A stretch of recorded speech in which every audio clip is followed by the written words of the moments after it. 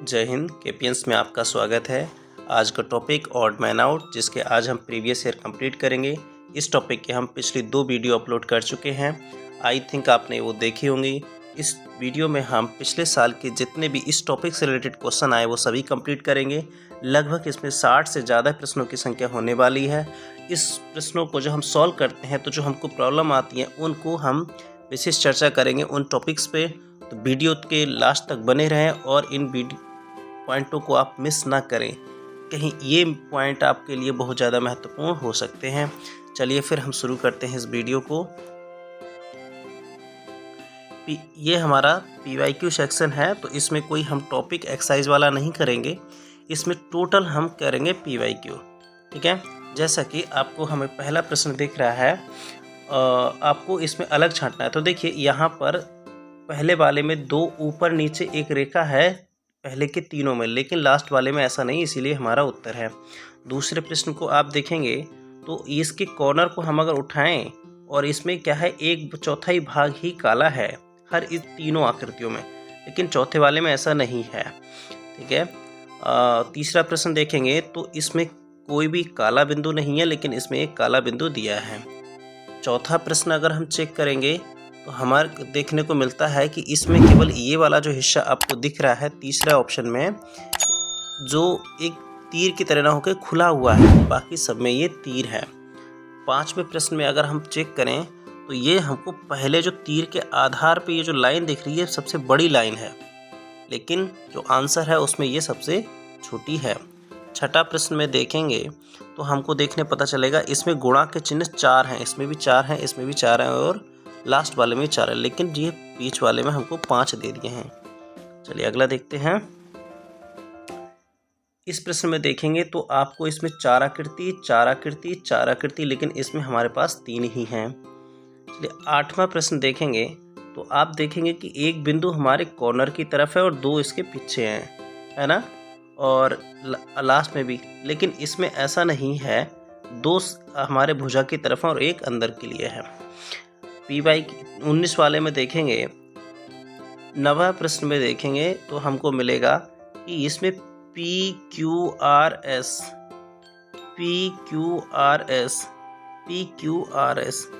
सबके घूमने की दिशा अलग है, लेकिन इसमें PQRS घड़ी की दिशा में घूम रहा है। इसीलिए देखिए ये ऐसे जो प्रश्न होते हैं इनको हम घूर्णन से सॉल्व कर सकते हैं और कोई ऐसा नहीं है। तो हमको देखना होगा कि घड़ी की दिशा में घूम रहा है कि घड़ी की विपरीत दिशा में, ठीक है। तो ऐसे प्रश्नों को हम गलत नहीं करेंगे। इस प्रश्न को देखेंगे तो ये वाला यहाँ खास दिखेंगे इसको, तो इसका नोक धंसा हुआ है कॉर्नर में, बल्कि इनमें ऐसा किसी में नहीं है। 11वें प्रश्न में देखेंगे तो यहाँ देखो इसमें समान लेटर के आधार पे, ये प्रश्न बहुत आसान है।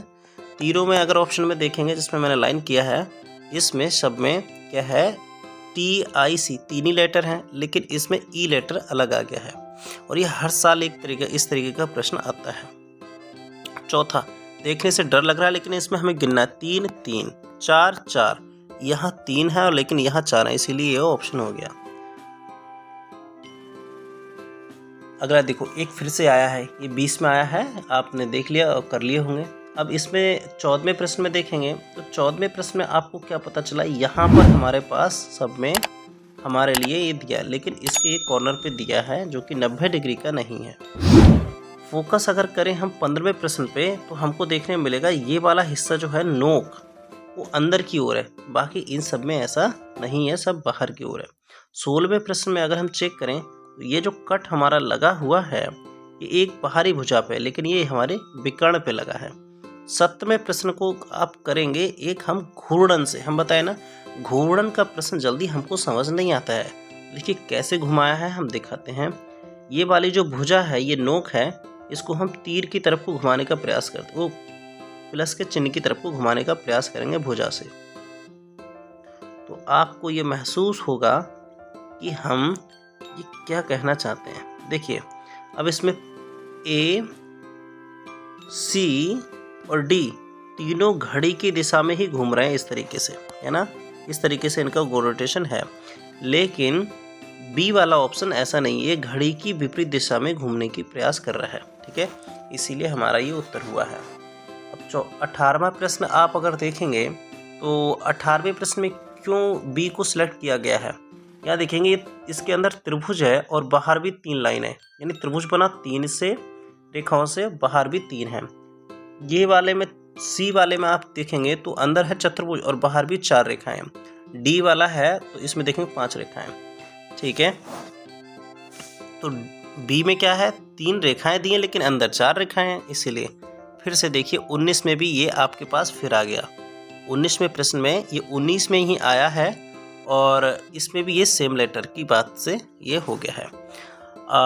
20वां अगर हम चेक करें तो 20 में भी क्या है कि ये केवल 2 काटते हैं आपस में और बाकी तीसरा नहीं काटता है, लेकिन इसमें सब काट रहे हैं।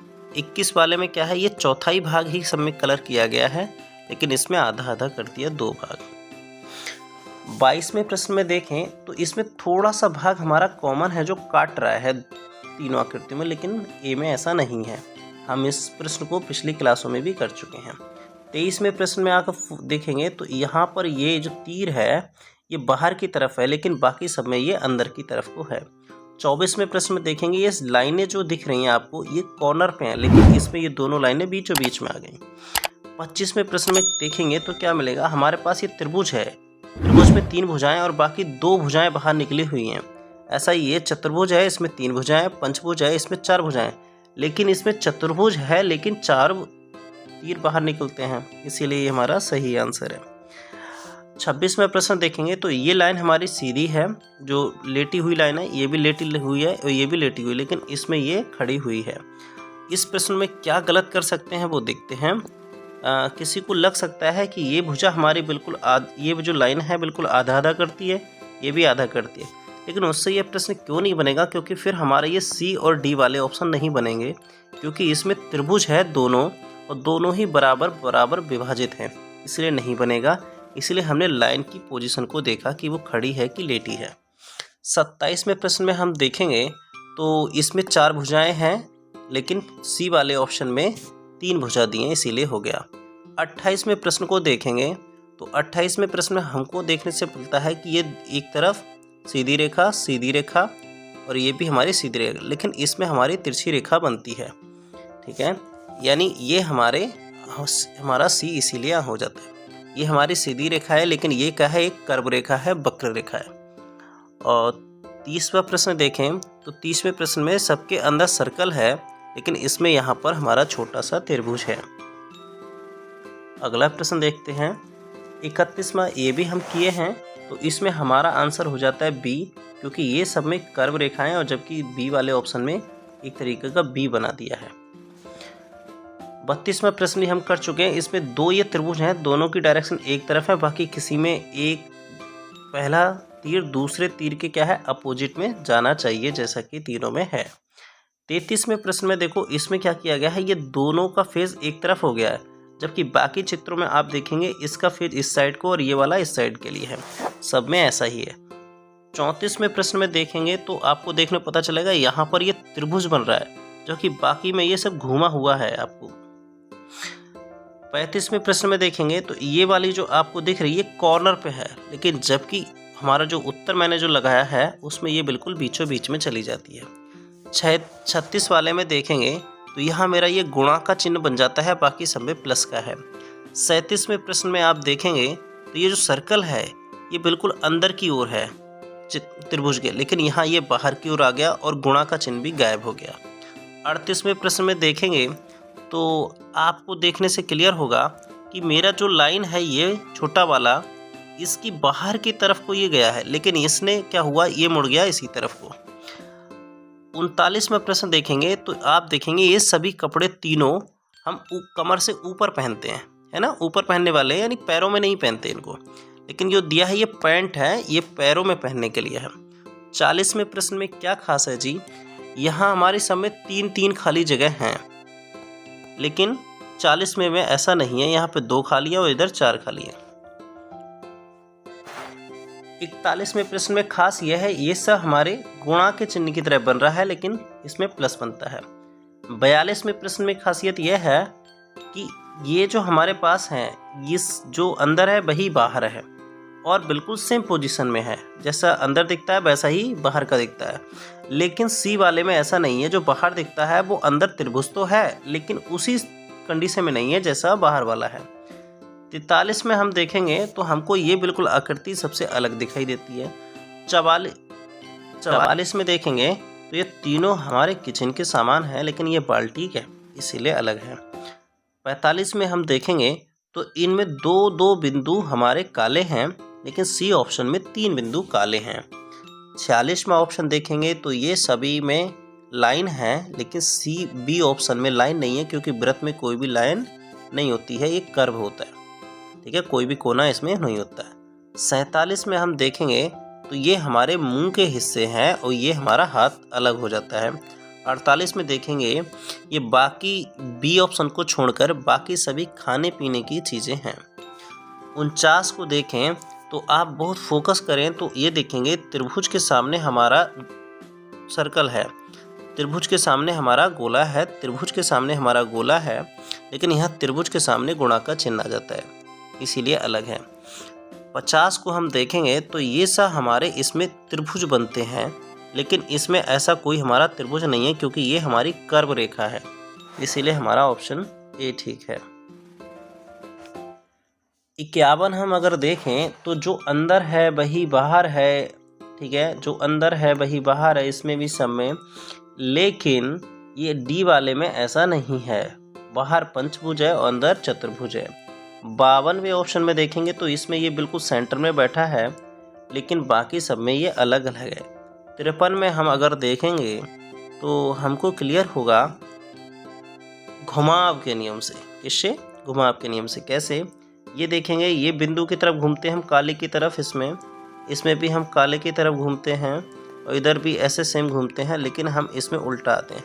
तो बताया ना कि घुमाव के प्रश्नों को जल्दी हम नहीं पकड़ पाते हैं, सब एक जैसे लगते हैं।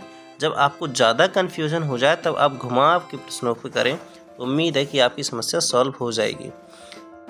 54वें प्रश्न में देखेंगे तो ये जो काला वाला बिंदु है ये नोक की तरफ को है, ये वाला जो बिंदु है काला है ये नोक की तरफ को है, लेकिन बी ऑप्शन में ये नीचे की तरफ को दिया गया है।